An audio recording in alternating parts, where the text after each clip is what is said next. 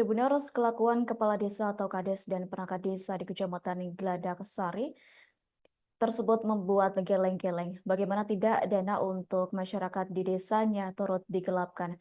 Bahkan saking kurangnya uang yang ditilep sepeda motor bantuan dari perusahaan juga digadaikan.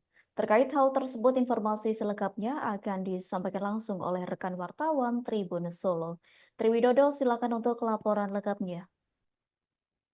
Ya, Adila dan Tribunnews dapat kami laporkan bahwasanya Inspektorat Boyolali telah menerbitkan atau memberikan peringatan terhadap kepala desa di Desa Kaligentong beserta sekdesnya. Desa Kaligentong ini merupakan desa yang berada di Kecamatan Geladak Sari yang merupakan hasil pemekaran dari Kecamatan Ampel. Di mana kasus ini bermula saat Inspektorat mendapatkan laporan dari warga terkait adanya dugaan ketidaktransparan dalam pengelolaan keuangan desa yang dikelola oleh desa tersebut. Di mana dalam laporannya warga menduga adanya eh, sebuah penyimpangan terhadap keuangan desa mulai dari bantuan CSR dari perusahaan yang ada di desa itu, kemudian menggelapkan dana dari PAD atau pendapatan asli desa dan juga sempat menggadaikan sepeda motor milik desa. Namun dugaan itu pun dibantah oleh kepala desa yang bernama Slamet Sunarti, di mana Slamet Sunarti telah memberikan klarifikasi kepada Tribun Solo hari ini tadi. Dari mana dalam klarifikasinya Sunarti menyampaikan bahwa dugaan tersebut tidak benar, melainkan dia pun menjelaskan ihwal kronologi dan ataupun membeberkan secara keseluruhan dana-dana yang telah dipakai, di mana untuk dana CSR misalnya itu bermula saat 2017 lalu eh, ada sebuah perusahaan yang datang di Desa Kaligentong ini, di mana saat kedatangannya perusahaan tersebut menawarkan bantuan CSR, kemudian disambut baik oleh warga dan kepala desa.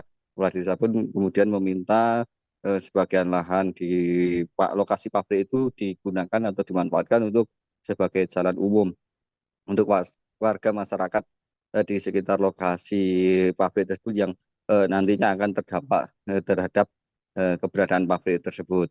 Namun karena pabrik baru saja membangun pabriknya, sehingga dana yang dikeluarkan untuk proses pembangunan jalannya ini masih ada kekurangan. Nah, kepala desa pun kemudian menutup kekurangan pembangunan untuk rigid beton ataupun pembangunan jalan, konstruksi jalannya ini dengan menggunakan kocek pribadi, dan diketahui oleh sebagian masyarakat dan pemilik perusahaan tahu dan akan memberikan ataupun mengganti uang yang telah dikeluarkan dengan cara mengangsur atau mencicil seperti itu.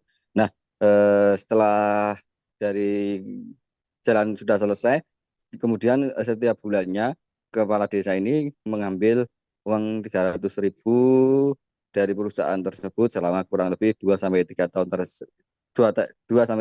terakhir ini.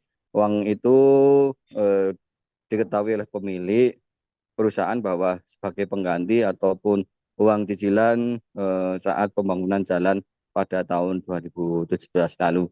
Kemudian penggunaan CSR lainnya adalah dari perusahaan yang lain, yang mana saat itu memberikan dana sekitar atau sebesar 1,5 juta. Dana itu pun oleh Kades kemudian langsung diberikan kepada panitia kegiatan acara Gentong Mas Fair tahun 2019, di mana saat pemberian uang tersebut di desa itu tengah mengadakan kegiatan semacam pesta rakyat yang bertajuk Gentong Kalimas Fair 2019. Kemudian untuk sepeda motor, Kades membenarkan jika telah menggadaikan sepeda motor itu karena terdesak keuangan, di mana saat itu Kades ingin ataupun membutuhkan dana untuk membantu salah satu warganya yang kekurangan dana dalam pembangunan rumah tak layak huni. Dari bantuan pemerintah ternyata tidak cukup dan tidak ada swadaya dari masyarakat. Begitu pula dengan pemilik rumah yang dipugar ini memiliki dana yang cukup terbatas.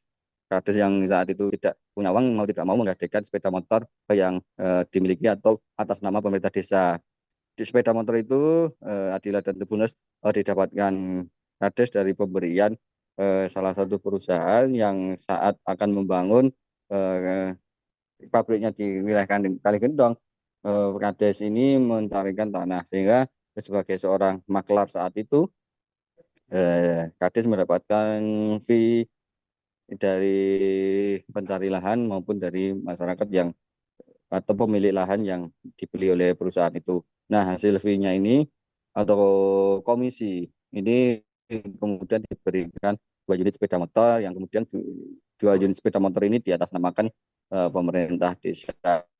Nah, karena terdesak keuangan, sepeda motor ini kemudian digadaikan untuk menutup kebutuhan material ataupun kebutuhan dalam pembangunan rumah tak layak huni. Kemudian untuk soal PAD, nah PAD ini di ataupun perangkat desa ini menggunakan sebagian ataupun uang cicilan, uang sewa tanah desa, kan uang sewa ini kepada perangkat desa. Nah, perangkat desa pun kemudian melaporkan keuangan atau uang hasil titipan dari para penyewa ini yang kemudian uang tersebut digunakan secara pribadi atau untuk mencukupi kebutuhan sehari-hari. Karena memang pendapatan perangkat desa dan kepala desa dan perangkat ini ada 2 sumber, yaitu gaji pokok dan tunjangan. Nah, tunjangan ini diambil dari